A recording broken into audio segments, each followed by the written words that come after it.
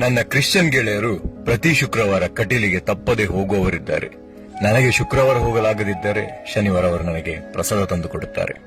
ನನ್ನ ಒಬ್ಬ ಕ್ರಿಶ್ಚಿಯನ್ ಗೆಳೆಯ ಕಟೀಲಿನ ತಾಯಿಗೆ ಯಕ್ಷಗಾನದ ಹರಕೆ ಹೇಳಿ ಕಟೀಲಿನಲ್ಲಿ ಆ ಸೇವೆಯನ್ನು ನೀಡಿದ್ದಾನೆ.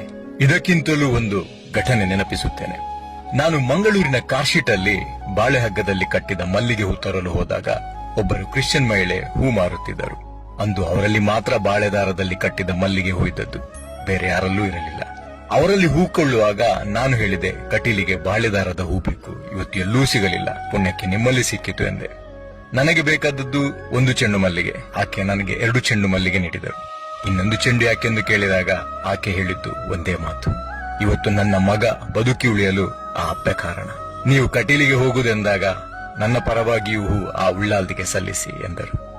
ಅವರ ಮಗ ಅನಾರೋಗ್ಯ ಪೀಡಿತನಾಗಿ ನಡೆಯಲು ಕಷ್ಟ ಆದಾಗ ಕಟೀಲು ದುರ್ಗೆಗೆ ಯಕ್ಷಗಾನದ ಸೇವೆ ಗೆಜ್ಜೆಗಟ್ಟಾವ ಹೇಳಿದರಂತೆ. ಪವಾಡ ಎಂಬಂತೆ ಯಕ್ಷಗಾನದ ಮೇಳು ತಿರುಗಾಟ ಮುಗಿಸುವ ಪತ್ತನಾಜೆಯ ಒಳಗೆ ಆಕೆಯ ಮಗ ಗುಣಮುಖರಾದರಂತೆ. ಮರುದಿನ ನಾನವರಿಗೆ ಹೋಗಿ ಪ್ರಸಾದ ನೀಡಿದೆ. ಭಕ್ತಿಯಿಂದ ಸ್ವೀಕರಿಸಿದರು. ಆಕೆಯು ಯಕ್ಷಗಾನದ ಸೇವೆ ಸಲ್ಲಿಸಿದ್ದಾರೆಂದು ನಂತರ ಅವರಿಂದ ತಿಳಿಯಿತು. ಕಟೀಲಿನ ತಾಯಿ ತುಳುನಾಡಿನ ಎಲ್ಲರ ತಾಯಿ. ನಂಬಿಕೆ ಅಷ್ಟೇ ಪ್ರಧಾನ. ಅಂಚಾದೇರೇನು ತುಳುನಾಡ ತಮಿರಿ ಪನ್ಪಿನಿ.